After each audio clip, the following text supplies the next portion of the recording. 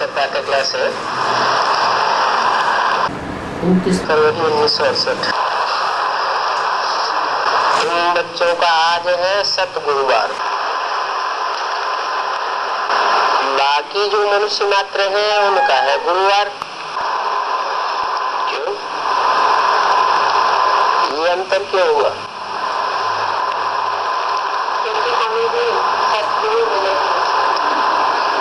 क्योंकि तुमने जाना है कि हमें जो गुरु मिला है वो सतगुरु मिला है। सतगुरु मिला और उनको गुरु मिले हैं। उनका है गुरुवार और तुम्हारा है सतगुरुवार।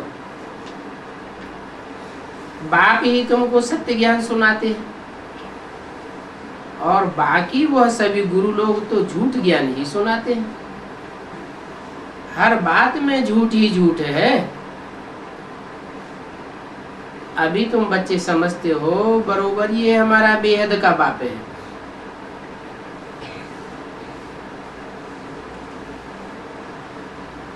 हद का बाप नहीं है।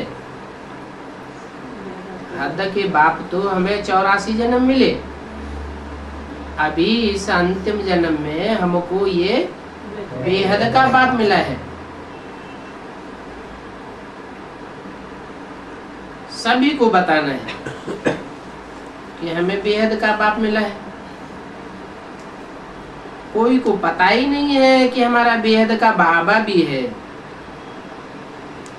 क्या बाप ही नहीं है, हमारा बेहद का बाबा भी है। बाप बिंदु बिंदु आत्माओं का बेहद का बाप है। और बेहद के बाप दो होते हैं, एक बिंदु बिंदु आत्माओं का बाप और दूसरा माँ सारी मनुष्य सृष्टि का बाप। तो हमको बाबा भी मिला है। बाबा किसको कहा जाता है? साकार और निराकार के मेल को बाबा कहा जाता है। वो निराकार ज्योति बिंदु जब इस सृष्टि पर आते हैं तो जिस साकार मुकर्रर रथ में प्रवेश करते हैं उसके द्वारा बाबा कहा जाता है।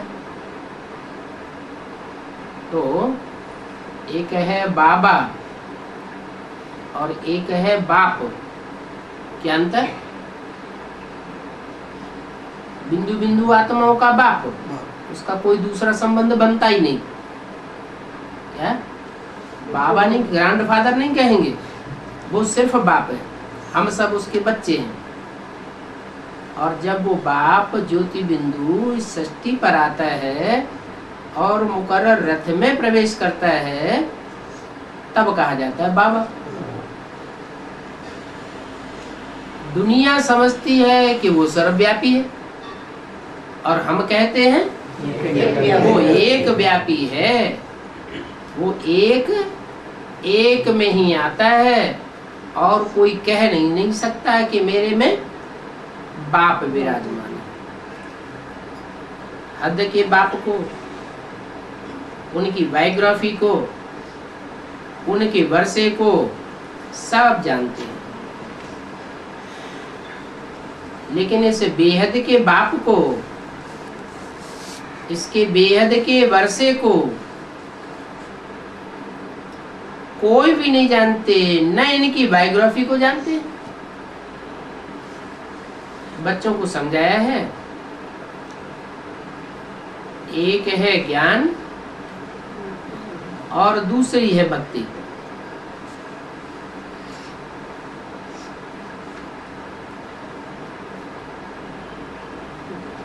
ज्ञान, बीज को ज्ञान कहा जाता है और भक्ति को विस्तार कहा जाता है। क्या? बीज सार है और बीज जब बोया जाता है तो बड़ा वृक्ष बनता है, तो सब क्या हो गया? विस्तार हो गया। ज्यादा ताकत किसमें होती है? बीज में ताकत होती है, सार में ताकत होती है और विस्तार में ताकत नहीं होती है। तो भक्ति है विस्तार और ज्ञान है सार। ज्ञान बाप ही देते हैं। और भक्ति गुरुओं से आती है। एक सदगुरु बाप आकर के सच्चाई का ज्ञान देते हैं, सच्चाई की जानकारी देते हैं, और गुरु लोग जो हैं वो जन्म मरण के चक्र में बंधे हुए हैं। सच्चाई क्या है सृष्टि की वो उनको पता ही नहीं है। तो देखो, ज्ञान से होता है दिन, जानकारी हो जाती है तो रोशनी ही रोशनी। भक्ति से होता है अंधेरा। अंदर तुमको बेहद का वर्षा मिलता है 21 जन्मों के लिए। ज्ञान दिन से तुमको बेहद 21 जन्मों का वर्षा मिलता है। लौकिक बाप से तो अल्पकाल का सुख मिलता है। एक जन्म का, वो भी मिले मिले न मिले, स्थायी रहे या न रहे। तो ऐसा जो बेहद का बाप है उनकी श्रीमत पर चलना चाहिए ना।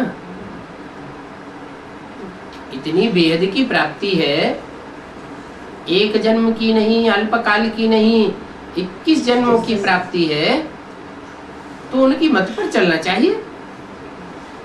वो समझाते हैं, तुम बच्चों को सतो प्रधान विश्व का मालिक बनाते हैं।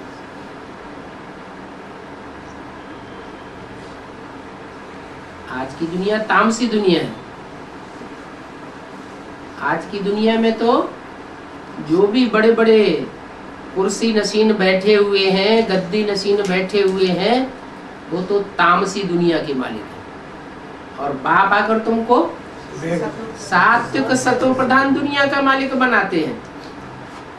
ये तुम बच्चों ने ही बाप से वर्षा पाया है क्या? उन्होंने नहीं पाया है। तुम बच्चों ने बेहद के बाप से 21 जन्मों का वर्षा तुमने पाया। तुमने किसको कहा जाता है? सन्मुख बैठों को तुमने कहा जाता है। और उनको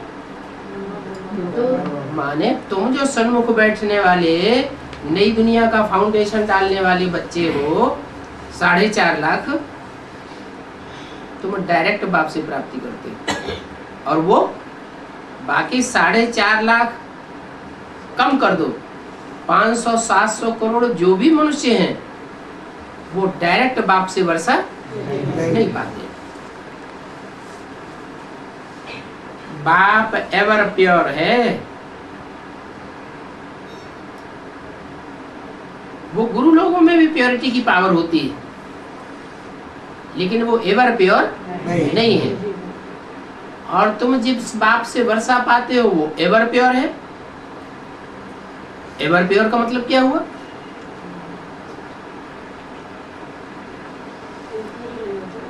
है? हाँ, वो गुरु लोग तो फिर भी पवित्र और परम धाम से आत्मा आती है और इस सृष्टि पर संग के रंग में आकर के अपवित्र बन जाती है। और ये बाप आते हैं इस सृष्टि पर और अनेकों के संसर्ग संपर्क में आते हुए भी कभी अपवित्र नहीं बनते। तो एक को संग का रंग लगता और एक को संग का रंग लगता ही नहीं, तो कौन ऊंचा हुआ? जिसको संग का रंग लगता ही नहीं वो एवर प्योर हुआ। और दुनिया में जितने भी गुरु हुए हैं वो सब इस सृष्टि पर आकर के काल के गाल में नीचे गिर के चले गए और दुनिया नीचे गिरती ही रही। और ये बाप जब आते हैं तो तब तक वापस नहीं जाते जब तक ये दुनिया पुरानी से तमो प्रधान से सतो प्रधान न बन जाए, नरक से स्वर्ग न बन जाए। नरक क्यों कहा? नर माना मनुष्यों की बनाई हुई दुनिया है। मनुष्यों की बनाई हुई दुनिया, नरक की दुनिया, उसको जो सदैव स्व स्थिति में रहने वाला है, आत्मिक स्थिति में रहने वाला है, 1 सेकंड भी आत्मिक स्थिति से देवहानि की स्थिति में आता नहीं है, इसलिए उसको संग का रंग भी नहीं लगता। तो ऐसे बाप की दुनिया में तुम पहुंचते हो तो सुख ही सुख अनुभव करते हो। मनुष्य तो एवर पवित्र हो ही नहीं सकता। क्या भगवान को मनुष्य कहा नहीं जाता? क्यों? क्योंकि मनुष्य मन शब्द से कनेक्टेड है। मन का काम है चलायमान होना, और भगवान तो अमन है। मन चलायमान होता ही नहीं, संकल्प विकल्प करता है क्या? वो इच्छा करता है क्या? है वो तो सदैव ही इच्छा मात्रम अविद्या। उसे सुख चाहिए, उसे स्वर्ग चाहिए, उसे तो कुछ भी नहीं चाहिए। है आता है तो सिर्फ एक बात लेकर के आता है कि मुझे बच्चों को पतित से पावन बनाना है, और उसके लिए जो मेरे पास सच्चाई है, जो मेरे पास ज्ञान है, वो सारा ज्ञान बच्चों को दे करके जाना है। ज्ञान भी इसलिए देता है कि बच्चे उस पतित पावन बाप को पहचान ले। पहचानेंगे तो संग के रंग में आवेंगे, पहचानेंगे ही नहीं तो संग के रंग में भी नहीं आवेंगे। तो बताया कि मनुष्य तो एवर प्योर हो नहीं सकता। मनुष्य का तो मन होता है, इच्छाएं होती है, संकल्प विकल्प चलते हैं। कहते हैं मन जीते जगत जीत। अब मनुष्य तो मन को जीत ही नहीं पाता। जब तक भगवान आकर के न सिखावे कि मन कैसे अमन बनाना है, तो मनुष्य सब है पतित। एवर प्योर तो हो ही नहीं सकते। बल भगवान इस सृष्टि पर आता है, आप समान बना के जाता है। कोई न कोई को भगवान भगवती बना करके भी जाता है, परंतु वो भगवान भगवती एवर प्योर हो जाए, सदा के लिए पवित्र हो जाए, सो नहीं हो सकते।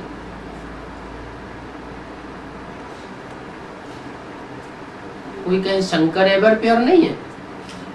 अरे शंकर तो अलग है और शिव अलग है। शिव की आत्मा ही अलग, शंकर की आत्मा अलग। अगर शंकर एवर प्योर होता तो ये आदमी क्यों बैठता? भगवान को भी आदमी बैठने की दरकार है क्या? नहीं, शंकर तो भगवान है ही नहीं।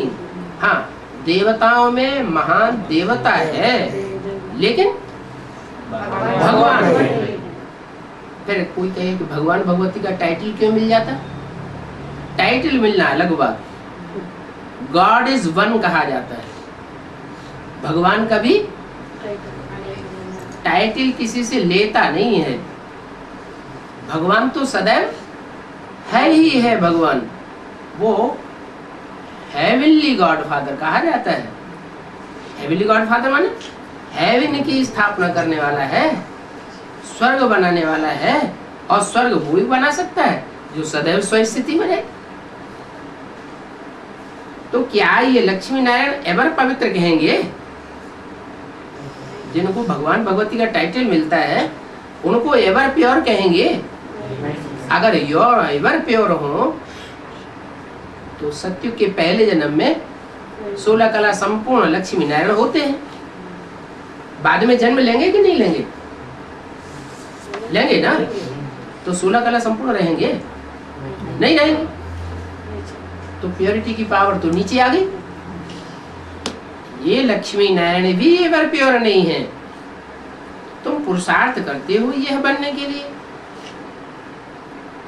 तो क्या तुम एवर प्योर हो जाएंगे? एवर प्योर नहीं कहा जा सकता। अपवित्र तो जरूर बनना ही है। एक है जो कभी अपवित्र नहीं बनता, और जो भी जन्म मरण के चक्र में आने वाली आत्माएं हैं सब पवित्र बनती हैं, फिर अपवित्र बनती है। सीढ़ी तो नीचे जरूर उतरना पड़े। तुमको पता थोड़ा ही था कि हम सो देवताएं थे, फिर हम सो क्षत्रिय बने, फिर वैश्य बने, फिर शूद्र बने, नीचे गिरते गए ना। कैसे नीचे गिरते गए हैं? हाँ, जो भी ऊपर ऊपर से कम पावर वाली आत्माएं ढेर की ढेर आती रही, उनके संग के रंग में आकर हम सब नीचे गिरते रहे। अभी बाप ने हमको समझाया है। क्या समझाया? समझाया है कि तुम आत्माएं इस सृष्टि पर आती हो, देह धारण करती हो, देह के सुख भोगती हो, तो देह के सुख भोगते भोगते तुम नीचे गिरती हो। मैं सुख नहीं भोगता तो नीचे भी नहीं गिरता। देवताएं भी नीचे गिरते हैं कि नहीं? देवताएं भी नीचे गिरते हैं। चलो, उनके गिरने की गति धीमी होती है। देवताएं 20-21 जन्मों में सिर्फ 8 कला कम होती है, और सतयुग में तो 8-9 जन्मों में सिर्फ 2 ही कला कम होती है, क्योंकि वो श्रेष्ठ इंद्रियों से सुख भोगते हैं। तो श्रेष्ठ सुख भोगने के कारण उनकी कलाएं धीमी गति से नीचे उतरती हैं। और द्वापर युग से एकदम विकारी इंद्रियों से सुख भोगने लग पड़ते हैं, इसलिए तेजी से नीचे गिरते हैं। तुम पहले पहले याद भी करते थे। एक बार जब भक्ति की शुरुआत हुई द्वापर युग में, तो किसकी याद करते थे? एक शिवलिंग ही बनाया था और उसी की याद करते थे। बाद में फिर अनेक मूर्तियां बनाने लगे और तुम्हारी याद भी व्यभिचारी हो गई। तुम पहले अब व्यभिचारी पूजा करते थे, अभी तुम भक्त नहीं हो। तुम पूजा करने वाले भक्त नहीं हो। अभी तुमको ज्ञान मिला है, तुम्हें जानकारी मिली है कि अनेकों के संग के रंग में आने से, व्यभिचारी बनने से आत्मा की शक्ति क्षीण होती है, और एक ऊंचते ऊंच बाप का संग करने से शक्ति हमारी एकाग्र होती है। तुमको कहते हैं इन देवताओं की निंदा क्यों करते हो?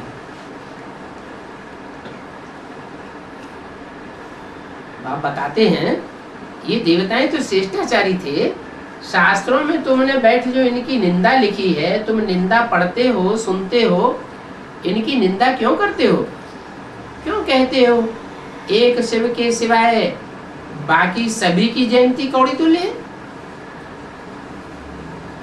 क्योंकि और जो भी इस सृष्टि पर आकर जन्म लेते हैं, खुद भी नीचे गिरते हैं और औरों को भी नीचे गिराते हैं।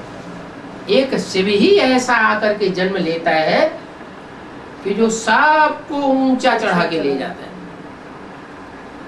खुद भी ऊपर जाता है और औरों को नहीं, सबको।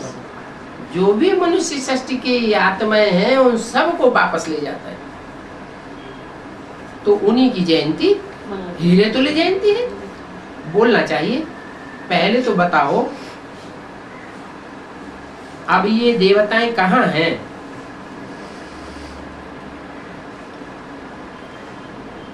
मनुष्य तो समझते हैं स्वर्ग ऊपर में है, तो देवताएं ऊपर में होंगे। समझते थे चंद्रमा पर देवताएं रहते हैं, अब तो चंद्रमा की खोज हो गई, वहां देवताएं वगैरह तो कोई कुछ मिले नहीं। तो पूछो ये देवताएं कहाँ गए? तो कोई बता ही नहीं सकेंगे। अभी तुम तो जानते हो कि हम ही पहले देवता थे। देवताएं भी मनुष्य होते हैं, सुधरे हुए मनुष्य थे। अब नीचे गिर गए हैं तो अपन को देवता कह नहीं सकते, क्योंकि देवताएं तो पवित्र होते हैं और हम तो अपवित्र बन पड़े। भगवान वाच बहुत जन्मों के अंत में मैं आता हूं। तो पतित हो जाते हैं तब ही तो आता हूं, पतितों को पावन बनाने के लिए। बीच में थोड़ा ही आऊंगा, ये तो अभी है ही नहीं। इनकी आत्मा कहाँ गई? इन देवताओं की आत्मा कहाँ गई? ये तो जड़ मूर्तियां रखी हुई है। आत्मा कहाँ गई? आत्मा नीचे उतरते उतरते मनुष्य बन गई। मनुष्य से भी नीचे उतर के दुखदाई राक्षस बन गई। ये समझने की बातें हैं, भगवान बैठ समझाते हैं। ये 84 जन्म तो लेते ही हैं, पहला नंबर ही पुनर्जन्म में आते हैं। क्या इस सृष्टि की जो भी पार्टधारी आत्माएं हैं 500-700 करोड़, वो सब पुनर्जन्म में आती है। और उनमें जो पहला नंबर है वो कौन? ये लक्ष्मी नारायण, जिनकी शास्त्रों में कोई ग्लानि नहीं है, वो ही पुनर्जन्म में आते हैं। तो फिर और क्यों नहीं पुनर्जन्म में आवेंगे? सभी पुनर्जन्म में आवेंगे। पुनर्जन्म से कोई छूट नहीं सकता। बहुत जन्मों के अंत में सब पतित बन जाते हैं। इनकी भी आत्मा पतित बनी। बाप ने समझाया है। अब वो आत्मा तो पतित बन गई, फिर अगर पतित की पूजा करेंगे तब तो और ही पतित बन जाएंगे। जो भी मनुष्य मात्र की आत्मा है, पहले देवताएं थी, अब पतित बन गई है। और पतितों की अगर पूजा करेंगे, चिरौरी करेंगे, महिमा करेंगे, तो और ही नीचे गिर जाएंगे। वो शरीर तो उनका खलास हो गया जो पावन था, और आत्मा पुनर्जन्म लेते लेते पतित बन गई। आत्मा जब पुनर्जन्म लेते लेते तो पतित बनती है, तो उसको 5 तत्वों का चोला भी पतित ही मिलता है। अभी बाप कहते हैं पतित आत्मा की पूजा करने से क्या फायदा होगा? क्या फायदा होगा कि नुकसान होगा? पतित का संग करेंगे, पतित को याद करेंगे तो पतित ही बन जाएंगे। मैं तो एवर पावन हूं। क्या? कैसे एवर पावन हूं? देवताएं पावन थे और तन भी कैसा लिया? देवताओं का तन कैसा था? पावन था। पावन तन था, पावन 5 तत्व थे, 5 तत्वों का पावन शरीर था उनको, फिर भी नीचे गिरते गए। और मैं आता हूं तो पावन शरीर में नहीं आता हूं, मैं आता भी पतित शरीर में हूं और पतित दुनिया में आता हूं, और फिर भी खुद पतित बनता भी नहीं, मेरी आत्मा पतित बनती भी नहीं। और जिस तन में आता हूं वो तन को भी पावन बना के जाता हूं। और उस तन के संसर्ग संपर्क में आने वाली जो भी आत्माएं हैं विशेष, वो भी आत्मा और उनका शरीर दोनों ही पावन बन जाते हैं। इसलिए मैं अमर पे हूं। भक्ति मार्ग में तुम मुझे एक की ही भक्ति करते थे आदि में। दुनिया की हर चीज पहले सतो प्रधान, फिर सतो सामान्य, रजो, फिर तमो हो जाती। भक्ति भी द्वापर के आदि से भक्ति शुरू हुई तो उस समय भक्ति भी सतो प्रधान था। उस समय के जो लिखे हुए शास्त्र हैं उनमें सच्चाई थी। बाद में जैसे जैसे मनुष्य विकारी बनता गया, विकारी इंटरप्रिटेशन किए, व्याख्याएं किए, और शास्त्र जो सच्चे थे वो शास्त्र भी झूठे हो गए। तो भक्ति अब भी विचारी थी, अभी भी तुमको एक को ही याद करना है। पूजा तो तुमने बहुत की है,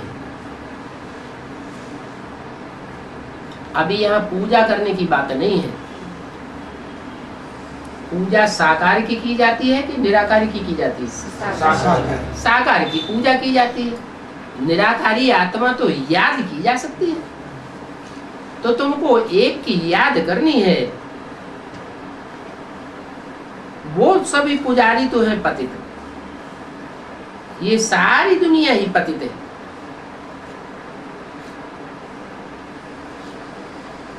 पतित को याद करने से, उनकी भक्ति करने से, दान पुण्य करने से, पतितों को दान करें, पतितों को दान पुण्य करेंगे तो हमें कुछ भी मिलेगा नहीं।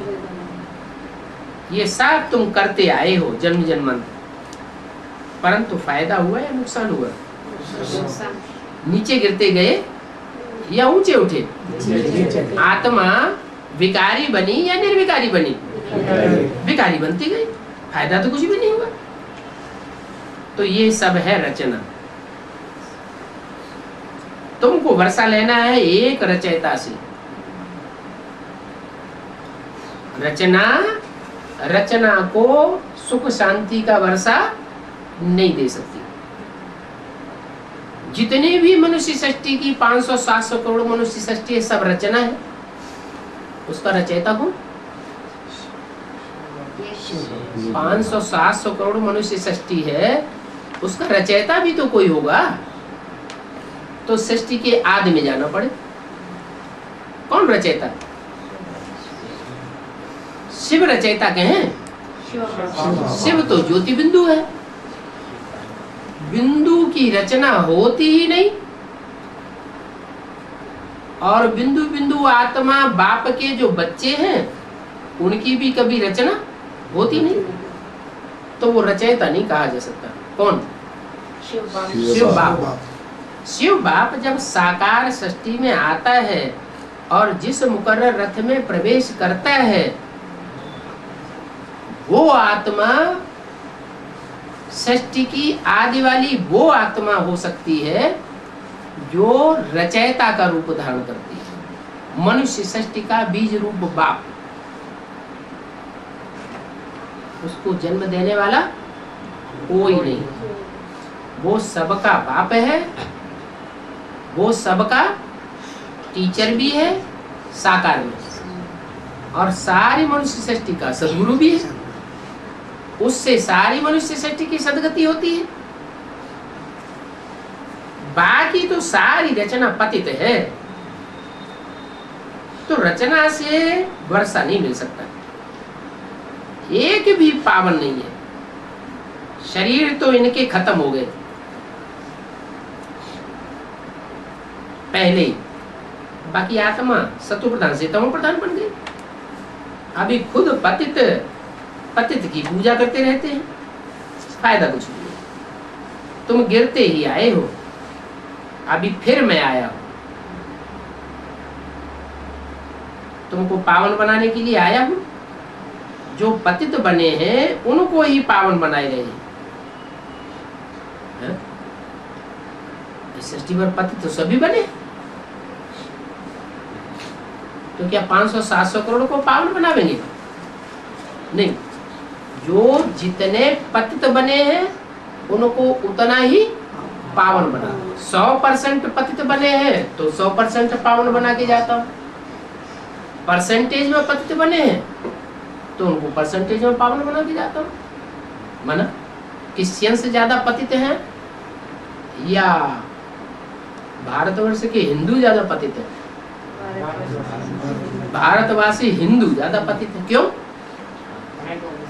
क्योंकि अनेकों जन्म लिए हैं और क्रिश्चियंस के जन्म तो कम हुए हैं, तो वो उतने पतित नहीं है। तो जो क्रिश्चियनिटी वाली आत्माएं हैं, प्योर अपने धर्म की पक्की, वो उतना पावन नहीं बन सकती। न नीचे ज्यादा गिरती है, न ज्यादा ऊंची उठती है। सीढ़ी के चित्र में मिसाल दिया हुआ है। क्या? क्राइस्ट और कृष्ण की राशि मिलाते हैं। क्यों?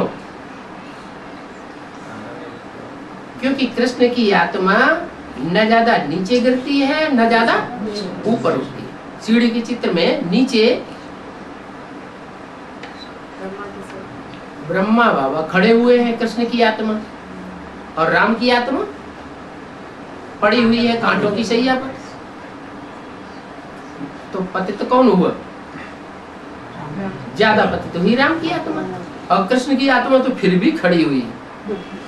क्या उतनी तमो प्रधान नहीं दिखाई गई? क्या कारण हुआ?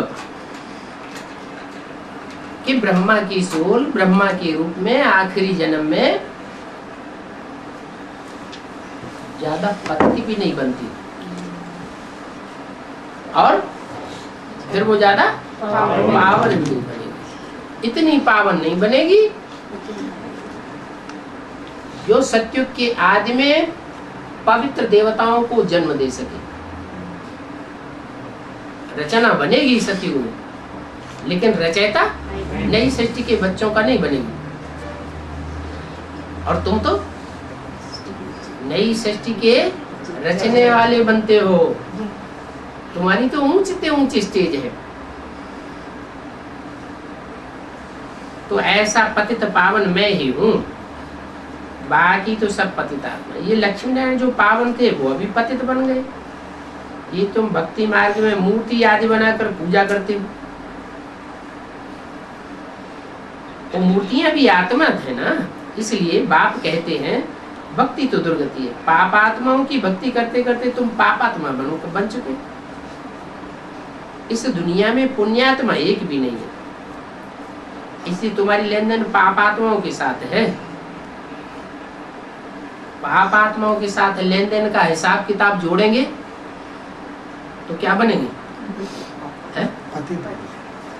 पाप आत्माओं के साथ लेन देन का हिसाब किताब दे जोड़ेंगे जीवन का, चाहे तन का लेन देन करें, चाहे धन का लेन देन करें, कुछ भी लेन देन करेंगे तो रिजल्ट क्या निकलेगा? पतित बनेगा।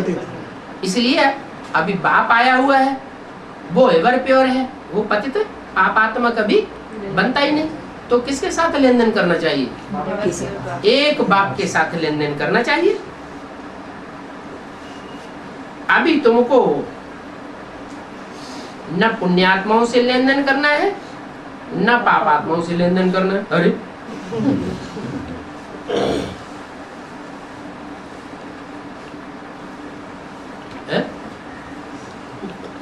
अरे हम समझते हैं ये दीदी दादियां दादा हैं, पुण्यात्मा बन गए होंगे।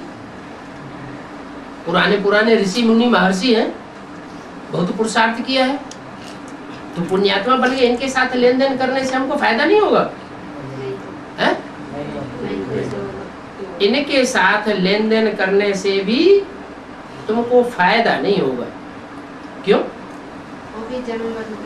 तो वो भी नीचे गिरेंगे। यहाँ शूटिंग होती है संगम युग में, तो संगम युग में कभी आत्मा नीचे गिरती है, कभी ऊपर उठती है। अभी निश्चय बुद्धि, अभी अनिश्चय बुद्धि। किसी का कुछ पता नहीं ऋषि मुनि सन्यासियों का, कब माया उनको नीचे ढकेल दे। ये तो सत्युग में राज्य करते थे, फिर पुनर्जन्म लेते लेते ये सब नीचे उतर आए। उनकी महिमा हम क्या करेंगे? जो देवताएं वाम मार्ग में गिने, उनके चित्र भक्ति मार्ग में बना कर बैठ करके की है। तुम्हें खुद पूछे थे सो फिर पुजारी बनी। ये बात न समझने के कारण मनुष्य कह देते हैं भगवान ही सब रूप धारण करते हैं, भगवान ही पुजारी बनते हैं। अब भगवान तो न पतित बनता है और न पुजारी बनता है। पुजारी भी नहीं और पूज्य भी नहीं। क्या है वो? वो तो है ही भगवान एवर प्योर। अभी बाप बैठा आत्मा का ज्ञान तुमको देते हैं। पूजा भी आत्मा की होती है, भोगती भी आत्मा है। सुख दुख आत्मा ही तो भोगती है। बाप कहते हैं मैं अभोक्ता हूं। क्या? जो आत्माओं का बाप है वो एक ही है जो अभोक्ता है, और बाकी सब आत्माएं भोगने वाली है। आत्माएं जो जन्म मरण के चक्र में आने वाली हैं, उनमें से एक ही भी आत्मा ऐसी नहीं है जो भोगी न हो। आत्मा सब भोगी और परम पिता परमात्मा अभोक्ता। इसलिए मैं एवर पवित्र रहता हूँ। इसलिए एवर पवित्र रहता है, कुछ भोगता नहीं, न सुख भोगता है न दुख भोगता है, इसलिए एवर प्योर है।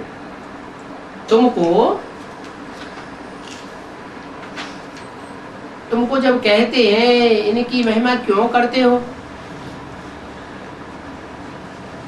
इनकी देवताओं की, इन देवताओं की महिमा क्यों करते हो, तो उनको हड्डी हड्डी समझाना चाहिए। 29 फरवरी 68 की वाणी का दूसरा भी ऐसे भी नहीं एक ही बात कंठ कर लो, बड़ा युक्ति से समझाना है, विचार करना है, बरोबर ये बात राइट है। बोलो, आत्मा पुनर्जन्म लेते लेते तमो प्रधान बन गई, उनकी हम बैठ महिमा करें व पूजा करें तो उसका आवजा क्या है, ये वजह क्या मिलेगा? आत्मा तो सब नीचे गिरने वाली है, सब भोगी है। एक परमपिता परमात्मा है जो अभोक्ता है। तो ये दुनिया में सब है झूठी माया, झूठी काया, झूठा सब संसार। तुम्हारा लेन देन पतितों के साथ रहा, अब तुम्हें एवर प्योर बाप मिला है, तो लेन देन किसके साथ होना चाहिए? एक बाप के साथ होना चाहिए। सतयुग में ये पूजा दान पुण्य आदि कुछ भी नहीं होता।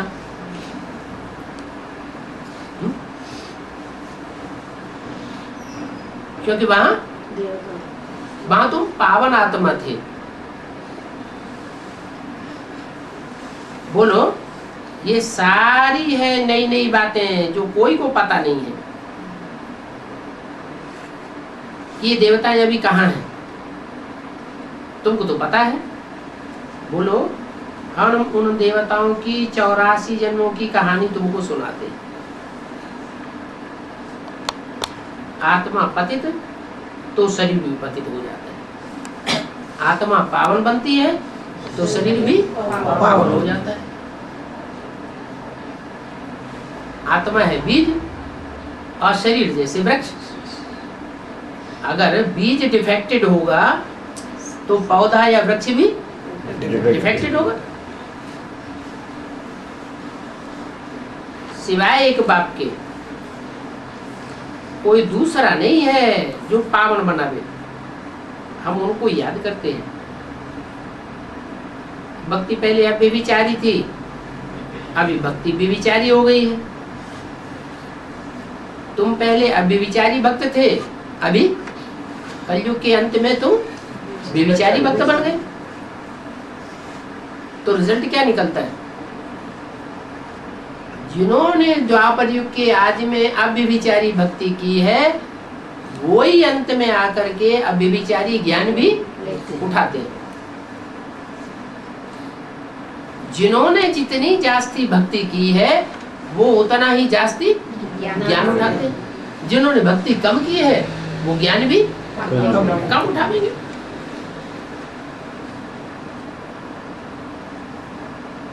व्यभिचारी भक्ति से कोई फायदा नहीं है।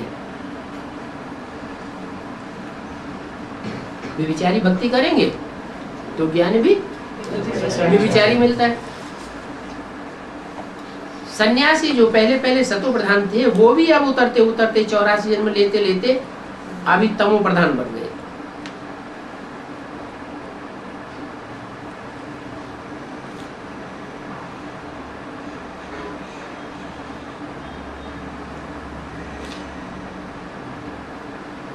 आजकल तो उनकी भी पूजा करते हैं। तो हैं तो ये सभी पतित ना, पावन तो कोई है ही नहीं, इसलिए तुमने पूजा भी छोड़ दी। अभी बाप ने समझाया माँ में कम याद करो तो तुम्हारे पाप भस्म हो जाएंगे। कोई दूजम को याद किया, तो जितनी आत्मा में वो ताकत होगी उतनी ही ताकत भरेगी। बाकी वो जब नीचे गिरेगी तुम्हारी अवस्था भी नीचे गिर जाएगी।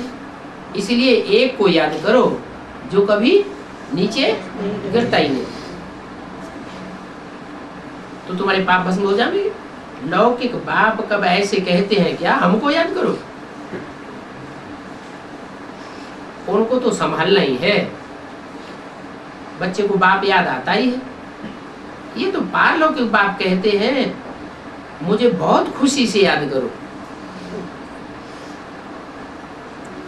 क्या अंदर में खुशी में गुदगुदी होनी चाहिए। बाबा अभी तो हम आपको बहुत याद करेंगे। 24 घंटे के बदली 50 घंटा हो जाए तो भी हम याद करते रहेंगे। ये अंदर में खुशी से कहना होता है। बाप कितना फर्स्ट क्लास राय देते हैं कि मुझे याद करो तो तुम्हारे पाप कट जाएंगे। याद करते करते फिर हमें यह बन जाएंगे।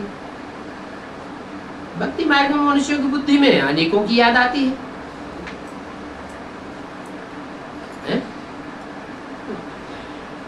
हाँ ज्ञान मार्ग में एक ही याद आती है। सच कह रहे हैं? हाँ तो अभी हम भक्त हैं कि ज्ञानी है? अगर अनेकों की याद आती है तो बेविचारी याद आती है, माने अभी ज्ञान बुद्धि में बैठा नहीं है। अभी बुद्धि में ये बात बैठी नहीं है कि हमको कौन मिला है और उससे क्या प्राप्ति होती है। भक्तों की भी बुद्धि में नहीं होता है। तो भक्ति मार्ग में मनुष्य की बुद्धि में अनेकों की याद आती है। अगर ज्ञान मार्ग में भी अनेकों की याद आती रहे तो भी जैसे क्या हो गए, ज्ञानी कहें या भक्त कहें? भक्ति कहेंगे। शिव के मंदिर में जाओ तो वहां और भी ढेर के ढेर चित्र रखे हुए हैं। बीच में शिवलिंग और चारों तरफ ढेर सारे देवताओं की मूर्तियां रखी हुई होती हैं। तो मंदिर में जाने वाले जो भक्त हैं वो व्यभिचारी हुए या व्यभिचारी हुए?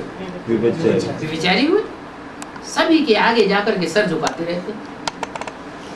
शिवलिंग के सामने भी नमन करेंगे और सब देवताओं के सामने भी नमन करेंगे। ये शूटिंग कहाँ होती है? जब तक आत्मा पवित्र नहीं बनी हुई है, जब तक पूरा ज्ञान बुद्धि में नहीं बैठा हुआ है, तब तक शिव बाबा को भी याद करेंगे और दूसरों को भी जिनको हम ऊंचा समझते हैं उनके सामने भी माथा झुका देंगे। दीदी दादी दादा सभी के आगे सर झुकाते रहते हैं। गुरुओं की भी मूर्ति बना करके रखते हैं।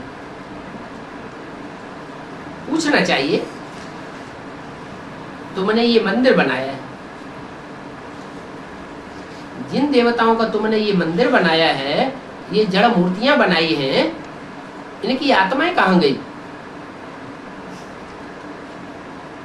इनमें आत्मा तो है नहीं,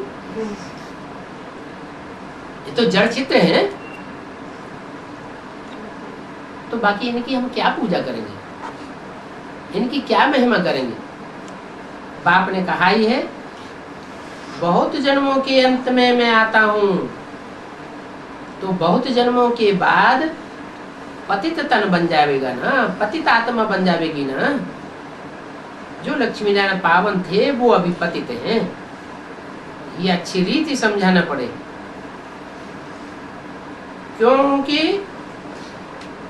तुम उन्होंने देवताओं को याद करते हो, भक्ति मार्ग में याद करते थे। अभी बाप ने तुमको ज्ञान दे दिया है, ये सब कहाँ गए? 84 जन्मों के अंत में पतित ठहरे। देखो झाड़ के अंत में ये खड़ा हुआ है, फिर क्यों कहते हो ये दादा को भगवान मानते हैं? ये तो समझने की बात है कि अंतिम जन्म में आकर सब नीचे गिर जाते हैं। बातें बहुत अच्छी रीति बुद्धि में धारण करनी है। बाबा जानते हैं नंबरवार धारणा होती है, एक जैसी धारणा सबको हो नहीं सकती है। सभी को धारणा हो न सके, जो न याद की यात्रा में न रहते हैं और न दैवी गुण है, न जो सेवा करते हैं, उनको क्या धारणा होगी? बाप कहते हैं तुम माँ में कब याद करो तो तुम विश्व के मालिक बन जाओगे। बाप की आज्ञा पालन नहीं करते हो तो फिर ना फरमान बरदार ठहरे। बाप कहते हैं अब वो याद स्थायी नहीं ठहर सकेगी। क्यों नहीं स्थायी ठहर सकेगी? क्योंकि पूर्व जन्मों के जो हिसाब किताब है वो अभी पूरे नहीं हुए। कर्मों का हिसाब किताब पूरा नहीं हुआ है तो माया कोई न कोई स्त्री, कोई न कोई पुरुष, कोई न कोई पदार्थों के रूप में अड़चन डालती रहेगी। अभी तुम थक मत जाओ, दैवी गुण धारण करते रहो, अपन से प्रतिज्ञा करो क्या कि हम कब थकेंगे नहीं पुरुषार्थ करते करते और कब रोवेंगे नहीं। माया कितना भी फटकावे लेकिन हम कभी मुंह लटकावेंगे नहीं, किसको दुख भी नहीं देंगे। बाप जानते हैं बहुत झूठ बोलते हैं, सच कब नहीं बतावेंगे कि हमने फलाने को दुख दिया, ऐसी ऐसी भूलें की। सच्चे बाप के साथ तो सच्चा रहना चाहिए ना। झूठ बोलना भी तो पाप है ना। झट बताना चाहिए बाबा हमसे ये भूल हुई, बतलाने से फिर वो भूल धीरे धीरे बंद हो जाएगी, नहीं तो वृद्धि को पाती रहेगी। बाबा के पास समाचार आया था कि कहते हैं तुम देवताओं की महिमा नहीं करते हो, कहते हो कि शिव जयंती ही हीरे तुल्य है और देवताओं की, मनुष्यों की, गुरुओं की जयंती कौड़ी तुल्य है। तो क्या ये लक्ष्मी नारायण की जयंती कौड़ी तुल्य है? वो तो देखते हैं शरीर को और हम देखते हैं आत्मा को। हम तो आत्मा की बात करते हैं। जो भी लक्ष्मी नारायण हैं जिनकी मूर्तियां मंदिर में रखी हुई हैं वो आत्माएं अभी तमो प्रधान है या सतो प्रधान है? आत्माएं तो तमो प्रधान है, तो उनकी हम बैठ क्या महिमा करेंगे? महिमा आत्मा की जाती है या जड़ शरीर की जाती है? आत्मा की महिमा, आत्मा की ग्लानि की जाती है। भगवान ने समझाया है देवताएं पुनर्जन्म लेते लेते अभी तमो प्रधान बन गए हैं। हम भी पहले इन्हों की पूजा करते थे। अभी बाप ने कहा है कि ये सब देवी देवताएं जिनकी मूर्तियां मंदिरों में रखी हुई है सब आत्माएं तमो प्रधान है।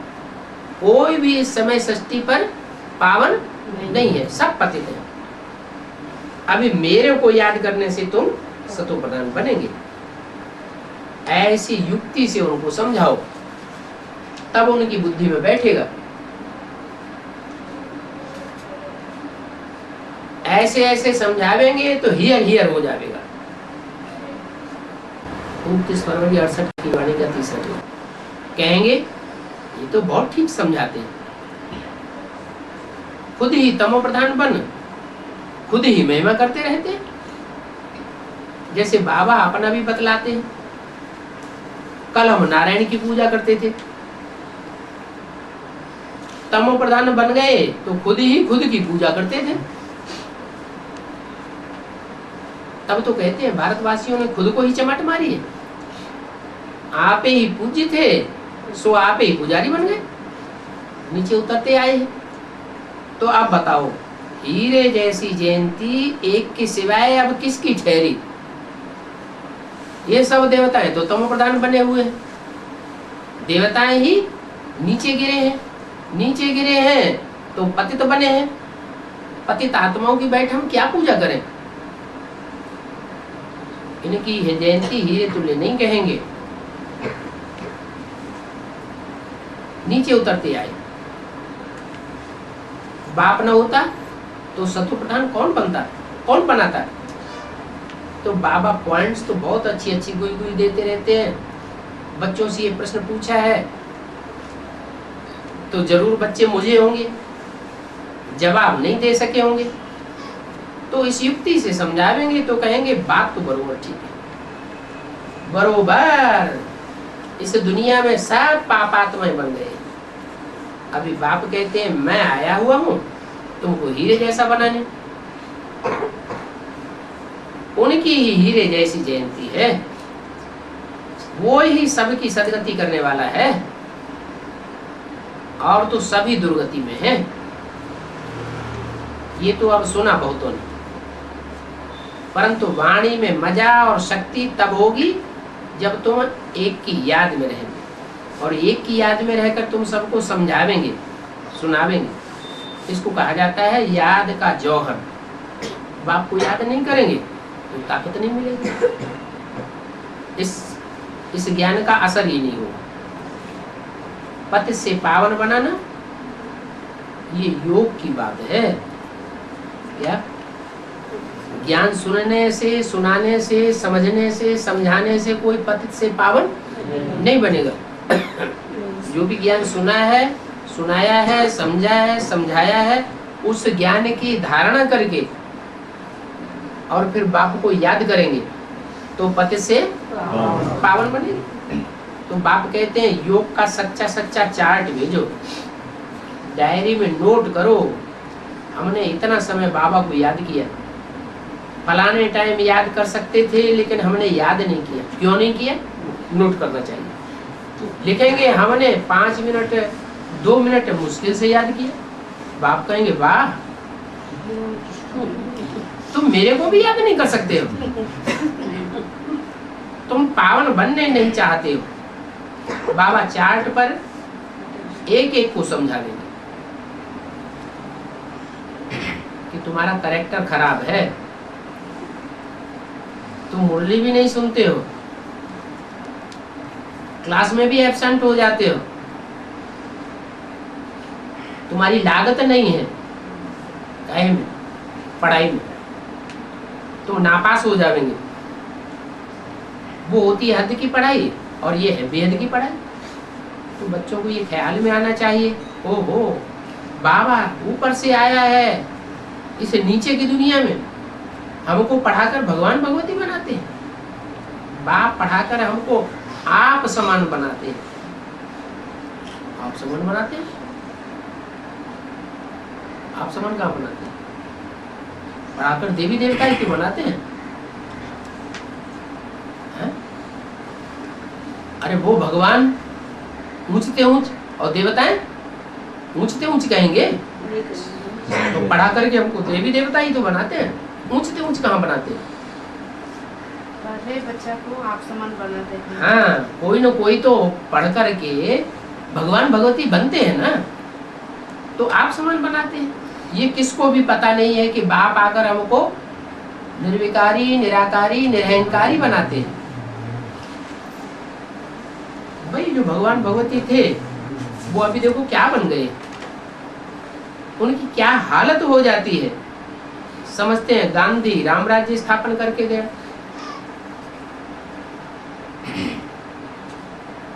अब राम राज्य किसको कहा जाता है सो भी किसी को पता नहीं। सतयुग क्या चीज है, कलयुग क्या चीज है, ये भी पता नहीं।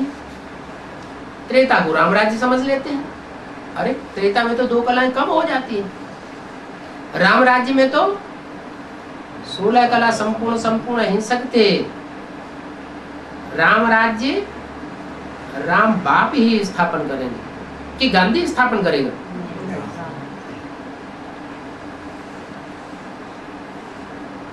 कुछ भी पता नहीं। जैसे कि जंगली जानवर हैं, अभी तुम बदलते बदलते देवता बन जाएंगे। आधा कल्प रावण राज्य और आधा कल्प रावण राम राज्य। इस समय है भक्ति मार्ग की झूठ, सभी आत्माएं झूठी, सच्चे की रत्ती नहीं है, तमो प्रधान है। जब सच्चे की रत्ती भी नहीं रहती है या तब सच्चा बाप आकर के फिर सच्चा बनाते हैं। ये ज्ञान बुद्धि में आना चाहिए कि बाप कब आते हैं,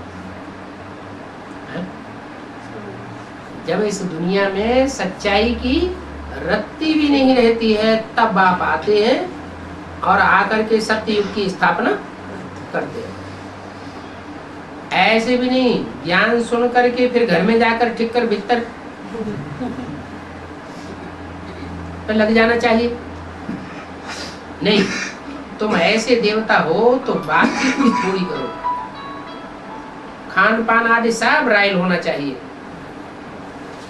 अपनी अवस्था की जांच करनी है। हमारी एक्ट तमो प्रधान है, रजो प्रधान है या तमोगुणी है? देवताई गुण यहाँ धारण कर लें। जब कर्मातीत अवस्था को पाए लेंगे फिर बाप को बहुत याद करेंगे। क्या है? अरे तो दरकार रहेगी बाप को याद करने की? है? कर्मातीत अवस्था को जब पाए लेंगे तो जो भी हमारी रचना है वो थोड़ी कर्मातीत बन जाती है। हर आत्मा की अपनी अपनी रचना है कि नहीं? 84 जन्मों की। हर सितारे में अपनी एक एक दुनिया बसी हुई है या नहीं? हर आत्मा अपनी अपनी रचना तैयार करती है ना, करती है। तो रचने वाली आत्मा जो है, जो अपनी सृष्टि तैयार कर रही है, जैसे ब्रह्मा ने संकल्पों से सृष्टि रची, तो हम ब्राह्मण भी तो संकल्पों से अपनी सृष्टि रच रहे हैं ना। तो रचने वाला पहले सत्व प्रधान बनेगा या रचना पहले सत्व प्रधान बनेगी? है? रचयिता पहले सत्व प्रधान बनता है, तो उसके बाद फिर रचना का नंबर आवेगा। तो उसकी ठेकेदारी किसकी है? जो भी रचने वाले हैं उनकी ही जिम्मेवारी आ जाती है। तो ऐसे थोड़े ही कि कोई रचयिता बाप अपनी रचना को छोड़ करके चला जाएगा। घर में आग लगे तो बाप बच्चों को जलता हुआ छोड़ करके भाग जाएगा ऊपर? नहीं, क्या करेगा? बच्चों को भी साथ लेकर जाएगा। तो ऐसे ही तुम्हारी कर्मातीत अवस्था हो जाएगी तो तुम बाप को खूब याद करेंगे और खूब सेवा करेंगे। क्या? बहुत याद करेंगे। बाप के सिवाय और कोई बात ही बुद्धि में नहीं आएगी। जैसे वो राम राम जपते हैं परंतु वो तो अर्थ नहीं जानते। क्या? राम नाम का जाप करते हैं परंतु नाम का जाप क्यों करते हैं? भक्ति मार्ग में नाम बहुत चलता चला आया है, नाम भगवान का नाम लो, लेकिन नाम कब होता है? कोई काम किया होगा। तो तुमने भी बाप की याद में रह करके ऐसा काम किया है जो तुम्हारा नाम देवताओं के रूप में बहुत बाला हो जाता है। उनकी तो एम ऑब्जेक्ट कुछ भी नहीं है, ऐसे ही राम राम बोलते रहते हैं। यहाँ तो तुम ये बनते हो। बाप कहते हैं तुम ऐसे तब बनेंगे जब ऐसे ऐसे पुरुषार्थ करें। जो पावन थे वो भी पतित बने। फिर हम पूजा किसकी करें? है? ये ज्ञान बाप ही आकर के देते हैं। युक्ति युक्ति समझाने में बड़ी अच्छी प्रैक्टिस चाहिए। घर में भी तुम मित्र संबंधी आदि को सुनाते रहो। क्या? ऐसे नहीं, घर वाले सुनते नहीं है तो उनको छोड़ दो। ये तो मानते ही नहीं, सुनते ही नहीं। नहीं, कुछ न कुछ उनका मूड देख करके उनको सुनाते रहना चाहिए। क्यों? क्योंकि बाप ने हमें बताया है कि तुम्हारा पूरा का पूरा परिवार एक दिन ज्ञान में चलेगा। तो कैसे चलेंगे? उनकी बुद्धि में पहले से कुछ बातें बैठी हुई होंगी, फिर जब आवाज निकलेगी चारों तरफ से तो मानेंगे। अगर पहले से उनकी बुद्धि में कुछ होगा ही नहीं तो मानेंगे कैसे? गम के समय ऐसी ऐसी बात सुनाओ जो वो खुश हो जाए। पतित आत्मा ने एक पति शरीर छोड़ दूसरा पति शरीर लिया, सीढ़ी तो उतर नहीं होती। ये तुम समझ सकते हो। हर एक की पढ़ाई चलन से सारा मालूम पड़ता है। बाप तो रहम दिल है, कल्याणकारी है ना। बाप जानते हैं मैं आया हूं तुम बच्चों को राजयोग सिखलाने के लिए। राजा बनने लायक तो महारथी बच्चे ही होंगे, सब तो राजा नहीं बनेंगे। पढ़ाई तो बाप ऊंची पढ़ाते हैं, लेकिन ऊंची पढ़ाई सब पढ़ेंगे क्या? सब तो एक जैसी पढ़ाई नहीं पड़ेगी। जो अच्छी सर्विस करेंगे वही ऊंची पद पावेंगे, नहीं तो प्रजा में चले जाएंगे। तो पुरुषार्थ करना चाहिए। बाप कहते हैं मैं पढ़ाने आया हूँ, नहीं पढ़ते हैं तो लज्जा आनी चाहिए ना, पुरुषार्थ करके नंबर 1 में जाना है। बाप तो बच्चों को कहेंगे पहले नंबर में जाओ, मेरे को फॉलो करो। गायन भी है ना, फॉलो फादर, और ये तो सुप्रीम फादर है। बाप कहते हैं मेरा पार्ट बिल्कुल अलग है, मैं कब पतित नहीं बनता हूं, और जो भी आत्माएं हैं वो तो सब पतित बन जाती हैं।